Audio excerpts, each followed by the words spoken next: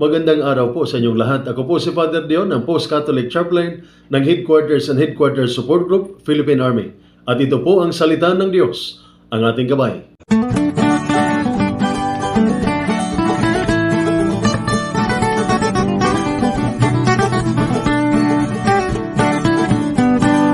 Ngayon po ay August 28 at ginugulita po natin ang kapistahan ni San Agustin at ang National Heroes Day at ang mabuting balita ng Panginoon ayon kay San Mateo. Papuri sa iyo, Panginoon. Kahabag-habag kayo, mga tagapagturo ng kautusan at mga pariseo, mga mapagkunwari. Hinahadlangan ninyo ang mga tao upang hindi sila paghaharian ng Diyos. Ayaw na ninyong magpasakop sa paghahari ng Diyos. Hinahadlangan pa ninyo ang mga ibig magpasakop. Kahabag-habag kayo, mga tagapagturo ng kautusan at mga pariseo, mga mapagkunwari. Nilalakbay ninyo ang karagatan at ginagalugad ang buong daigdig. Makahikayat lamang kayo ng kahit isang hintil sa pananampalatayang Hudyo. Ngunit kung ito'y mahikayat na ninyo, ginagawa ninyo siyang masahol pa kaysa inyo. Kaya't lalong may dahilan para siya'y parusahan sa impyerno. Kahabag-habag kayo, mga bulag na taga-akay. Itinuturo ninyo na kung gagamitin nino man ang templo sa panunumpa, walang anuman ito. Ngunit kung ang gagamitin niya ay ang ginto ng templo, dapat niyang tuparin ang kanyang sumpa. Mga bulag, mga hangal, alin ba ang mas mahalaga? Ang ginto o ang templong nagpapabanal sa ginto? Sinasabi rin ninyo na kung gagamitin nino man ang dambana sa panunumpa, walang anuman ito. Ngunit kung ang gagamitin niya ay ang handog na nasa dambana, dapat niyang tuparin ang kanyang sumpa. Mga bulag, alin ba ang mas mahalaga? Ang handog o ang dambana na nagpapabanal sa handog? Kaya nga, kapag nanumpa ang sinuman na saksi ang dambana, ginagawa niyang saksi ito at ang lahat ng handog dito. Kapag nanumpa ang sinuman na saksi niya ang templo, ginagawa niyang saksi ito at ang Diyos na nasa templo. At kapag nanumpa ang sinuman na saksi niya ang langit, ginagawa niyang saksi ang trono ng Diyos at ang Diyos na nakaupo doon. Ang mabuting balita ng ating Panginoon, pinupuri ka namin, Panginoong Hesukristo. Sa mabuting balita, pinuna at pinagsabihan ni Jesus ang mga iskriba at pariseo, ang mga pinuno ng pananampalataya noong kanyang panahon. Sinasaway niya ang kanilang mga mapagkunwaring pag-uugali. Pinagdiinan at binibigyan nila ng halaga ang mga maliliit na bagay, ngunit pinabayaan nila ang mga mahalagang bagay ng kautusan tulad ng katarungan, awa at katapatan. Ayon sa kanya, ang mga ito ang dapat nilang ginagawa, ngunit ang mga ito ay hindi nila pinahahalagahan.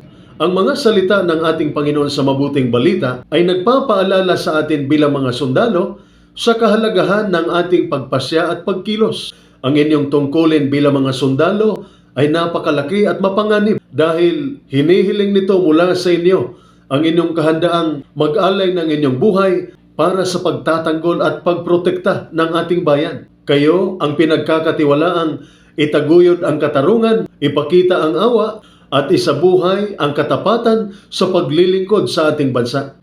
Ang mensahe ni Jesus sa mabuting balita ay hamon para sa atin na suriin ang ating mga prioridad at kilos. Hindi sapat na maging masinop tayo sa pagtupad sa ating mga tungkulin sa teknikal na aspeto lamang. Dapat din nating pagtuunan ng pansin ang mga mahalagang bagay, mga prinsipyo ng katarungan, awa at katapatan na dapat ang ating gabay at batayan ng ating mga pagkilos at pagpasya. Sa ating pagdiriwang ng araw ng mga bayani, huwag nating kalimutan na sila rin ay humarap na mga hamon at pagpipilian. Pinili nila ang katarungan sa pamamagitan ng pagtatanggol sa karapatan at kalayaan ng ating mga mamamayan.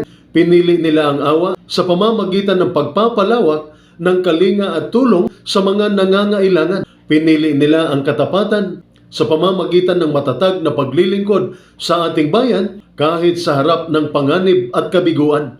Ngunit ngayon, tayo naman ang tinatawag na ipagpatuloy ang kanilang pamana sa atin. Kaya dapat nating itanong sa ating mga sarili, patuloy ba tayong nagsusumikap para sa katarungan sa ating hanay at sa ating pakikitungo sa mga komunidad na ating pinagsisilbihan? Nagpapalawak ba tayo ng awa at kalinga sa mga taong nagdurusa?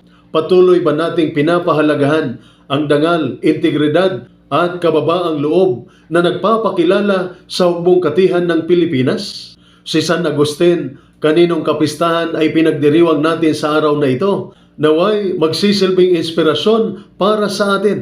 Ang kanyang pagbabago mula sa isang buhay na puno ng kasalanan tungo sa isang buhay ng pananampalataya at paglilingkod ay nagpapaalala sa atin ng kapangyarihan ng biyaya ng Diyos. Ang kanyang mga aral tungkol sa pag-ibig, kababaang loob at paghahanap ng katotohanan ay maaring ating gabay sa ating paglilingkod bilang mga sundalo. Gayahin natin si San Agustin at ang mga bayaning nagsilbi bago sa atin.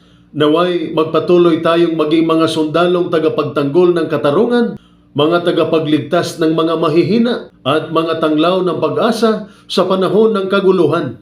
Naisin nating tanyagin hindi lamang sa tapang at galing, kundi pati na rin sa matibay na pagmamahal sa katarungan, awa at katapatan. Sa ating mga pagdiriwang sa araw na ito, ating hilingin ang patnubay ni San Agustin at ng ating mga bayani. Naway ang kanilang buhay at halimbawa ay maging ating inspirasyon upang maging matapang at walang pag-aatubiling maglingkod sa ating bayan. Palakasin nawa tayo sa mga panahon ng pagsubok, patnubayan tayo sa mga panahon ng panganib, at bigyan tayo ng lakas ng loob na manatiling matatag sa harap ng mga hamon at pagsubok. At ito po ang salita ng Diyos, ang ating gabay. Manalangin tayo. Ama naming mapagmahal, humihiling kami sa iyo ngayon para sa aming mga mahal na sundalo ng Pilipinas. Ipinagkakatiwala nila ang kanilang mga sarili sa paglilingkod sa bayan, kaya kami humihingi ng iyong kaligtasan at proteksyon para sa kanila. Dinggin mo ang aming panalangin para sa kanilang kaligtasan sa tuwing sila'y nasa harap ng panganib. Patnubayan mo sila sa bawat hakbang na kanilang ginagawa at bigyan mo sila ng kahusayan sa kanilang mga tungkulin. Palakasin mo ang kanilang katawan at kaisipan upang harapin ang mga hamon na kanilang haharapin. Mahal na Panginoon, alagaan mo rin ang kanilang kalusugan sa lahat ng aspeto. Tulungan mo silang labanan ang stress, pagod at takot na maaring dulot ng kanilang mga tungkulin. Palakasin mo ang kanilang mga isip at puso upang mapanatiling matatag at malusog. Hinihiling din namin sa iyo na patnubayan mo sila tungo sa tagumpay. Pagpalain mo ang kanilang dedikasyon, sipag at talino upang kanilang magampanan ng buong tagumpay ang kanilang mga misyon. Gabayan mo sila sa paggawa ng tama at makabuluhang mga desisyon. Ama naming mapagmahal, hinihiling namin na palakasin mo ang mga sundalong Pilipino sa kanilang mga tungkulin. Pangalagaan ang kanilang kalusugan at dalhin sila tungo sa tagumpay. Sa pangalan ni Jesus, aming tagapagligtas. Amen. At sumainyo at sa inyong pamilya ang pagpapala ng makapangyarihang Diyos, Ama, Anak at Espiritu Santo. Amen.